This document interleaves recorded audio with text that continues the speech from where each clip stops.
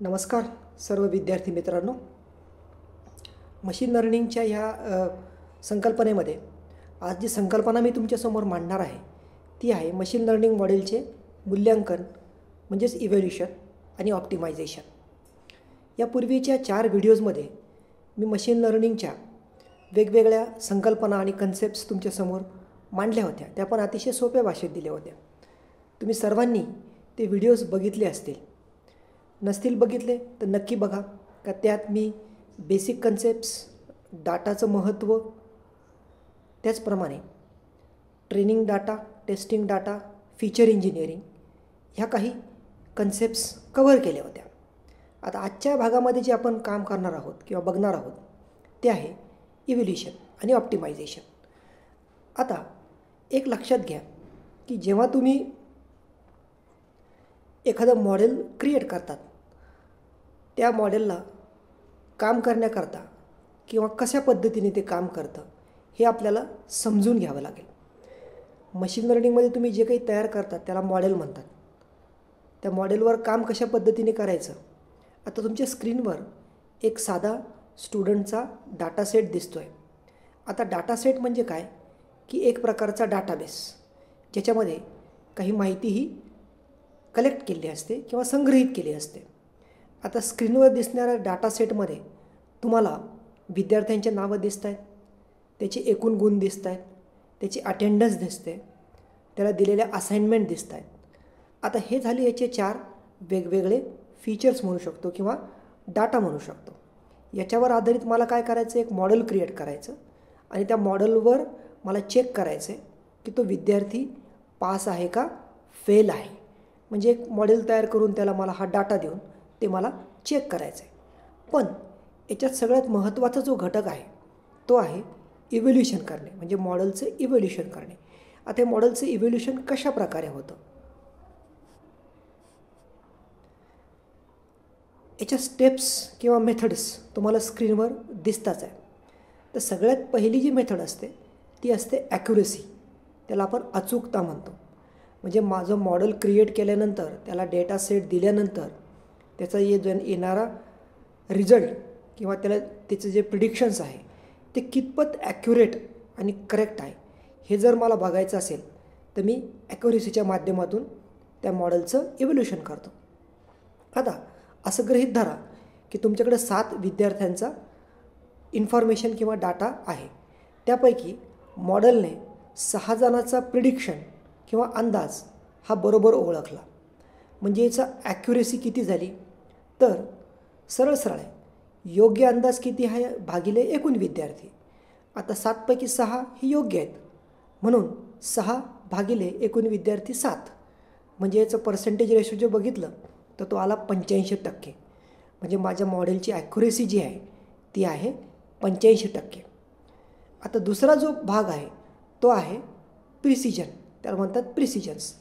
आता प्रिसिजन म्हणजे काय असतं बेसिकली की दिलेले रिझल्ट खरोखरच पास आहे का विद्यार्थी तो, हे मला प्रिसाइजली चेक करायचं आहे.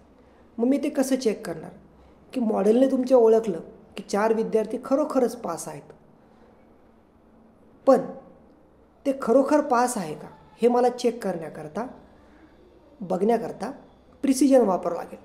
मग प्रिसिजनमध्ये असं चेक झालं की 4 पैकी 3 विद्यार्थी हे खरोखरच पास होते आणि 1 विद्यार्थी फेल होता. म्हणजे 3 रिझल्ट करेक्ट होता, 1 रिझल्ट फेल होता. म्हणजे काय झालं, याचं प्रिसिजन झालं की 3 विद्यार्थी हे खरोखर पास होते 4 पैकी. म्हणजे 3 भागिले 4 म्हणजे अंदाजे 75% याचा प्रिसिजन आला. आता तिसरी स्टेप आहे ती आहे रिकॉल. आता रिकॉल करणे म्हणजे काय की तुमच्या मॉडेलने खरोखरच पास असलेल्या विद्यार्थ्यापैकी किती जणांना मॉडेल यांनी ओळखले खरोखरच पास असलेले. मग डेटा सेटमध्ये तुमच्या 4 विद्यार्थी खरोखरच पास आहेत आणि मॉडेलने परत त्यांना 3 जणांना बरोबर ओळखलं. म्हणजे रिकॉल काय झाला तुमचा 3 भागिले 4 बरोबर 75%. बरोबर आहे. म्हणजे हा काय झाला, रिकॉल झाला मॉडेलचा. याच्यानंतरची जी स्टेप आहे त्याला आपण म्हणतो F1 स्कोअर. आता F1 स्कोअर काय करतो, हा बॅलन्सिंग करतो. तुमचं जे प्रिसिजन कॅल्क्युलेट झालेलं आहे आणि रिकॉल कॅल्क्युलेट झालेलं आहे. याच्यामध्ये एक बॅलन्सिंगचं मॅथमॅटिकल उत्तर तुम्हाला तो देतो. आता आपल्या उदाहरणामध्ये प्रिसिजन तुम्ही पाहिलं तर 75% आहे आणि रिकॉल किती आहे 75%. म्हणजे याचा F1 स्कोअर किती झाला हा 75% झाला. म्हणजे ह्या झाल्या याच्या प्रायमरी स्टेप्स मॉडेल्सच्या इव्हॅल्युएशन करण्याकरता.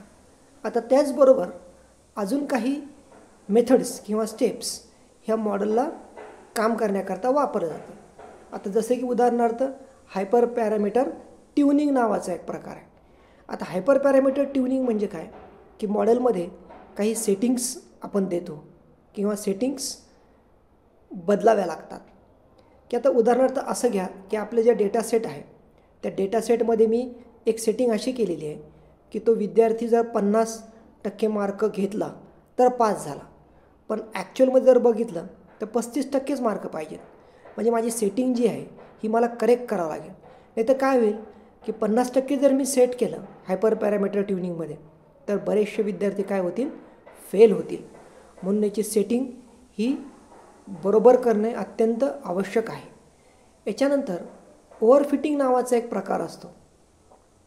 मॉडेल फक्त दिलेल्या उदाहरणावर चांगलं कार्य करते. म्हणजे मी मॉडेलला ट्रेन केलेलं आहे, पण मी त्याला एखादा नवीन डाटा सेट जर दिला तर ते काय करतं चुकीचं प्रिडिक्शन करतं. म्हणजे याचा अर्थ काय झालं याला ओव्हर फिटिंग असं म्हणतात.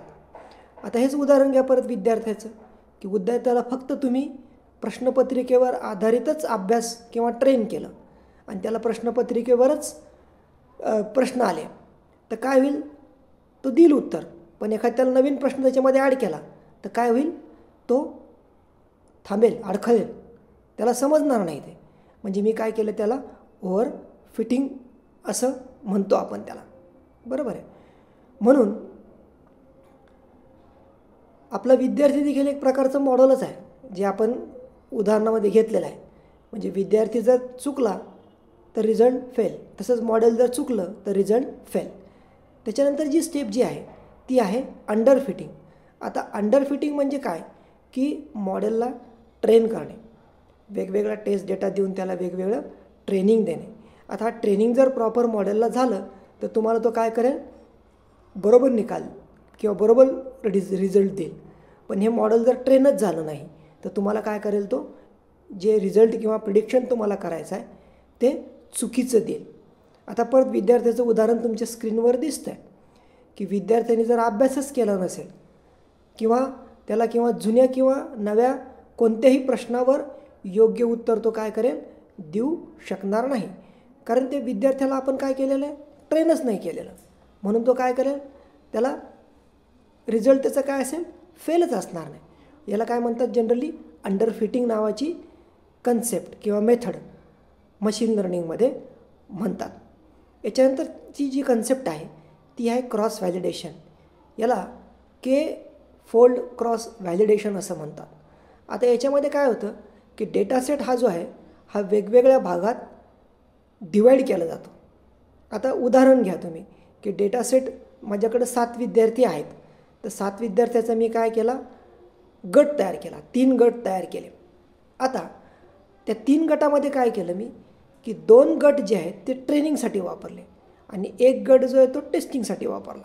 बरोबर आहे. म्हणजे ह्या मेथडनी मी काय केलं की त्या 3 गटाची जी विभागणी आहे ती प्रत्येक वेळेस प्रोबॅबिलिटीने चेक केली. 7 विद्यार्थ्यांचे 3 गट आणि प्रत्येक गटाला मी काय केलं टेस्टिंग आणि ट्रेनिंग केलं. म्हणजे प्रत्येक विद्यार्थ्याला काय झालं याच्यामध्ये चेक करता आलं मला की तो रिझल्टमध्ये पास आहे का फेल आहे. म्हणजे त्याच्यावरून काय होतं तुमची अचूकता किंवा आपण त्याला काय म्हणतो जे इव्हॅल्युएशन आहे ते प्रॉपर होईल. म्हणजे प्रत्येक विद्यार्थ्याचं इव्हॅल्युएशन हे याच्यामधून प्रॉपर होईल. तर याला बेसिकली काय म्हणतात क्रॉस व्हॅलिडेशन किंवा के फोल्ड व्हॅलिडेशन्स. तर ह्या संकल्पना मशीन लर्निंगमध्ये मॉडेलला काम करण्याकरता किंवा कार्य करण्याकरता वापरतात.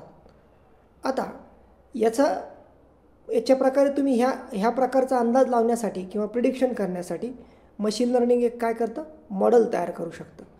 याचे मूल्यांकन जे आहे इव्हॅल्युएशन जे आहे ते accuracy, precision, recall, F1 score या बेसवर करता येतं. त्याचबरोबर हायपर पॅरामीटर ट्युनिंग आणि क्रॉस व्हॅलिडेशन्स जर आपण वापरलं तर मॉडेल काय होतं, अधिक ॲक्युरेट होतं. आणि ओव्हरफिटिंग आणि अंडर फिटिंग हे दोघांना काय करावं लागतं, बॅलन्स करावं लागतं. ते बॅलन्स जर असेल तर तुमचं मॉडेल काय करेल, व्यवस्थित काम करेल आणि अचूक निर्णय तुम्हाला देईल.